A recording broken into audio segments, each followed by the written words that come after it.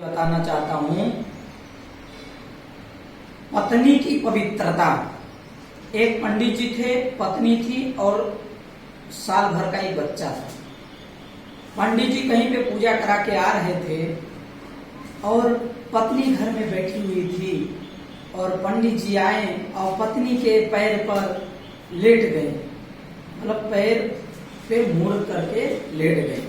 और छोटा सा बच्चा था, साल भर का बच्चा था, वो इधर उधर चल रहा था। बाहर मतलब उधर अग्नि जल रही थी, सामने हवन किए थे पंडित जी, अग्नि जल रही थी। अब बच्चा उसी की तरफ जा रहा था। पत्नी सोची कि मेरे पति जी यहाँ पे सो गए हैं मेरे पैर पर, और मैं अगर पैर इधर उधर कर लूंगी तो मेरे पति की नींद खुल जाएगी। मेरे पति धर्म है, मेरा बच्चा कर्म है, तो मैं धर्म को बचाऊं या कर्म को बचाऊं? तो पत्नी थोड़ा सा शंका में हो गई, मतलब थोड़ा सा सोच में पड़ गई। तो वैसे पत्नी सोचती रही और पति लेटे हुए हैं। पत्नी सोची अगर मैं पति का मुंह नीचे रख देता हूँ तब भी हमारे पतिव्रता का अपमान होगा, इसीलिए पत्नी जैसी की तैसी थी, पति लेटे हुए थे। बच्चा आगे आगे अग्नि के समीप पहुंच गया।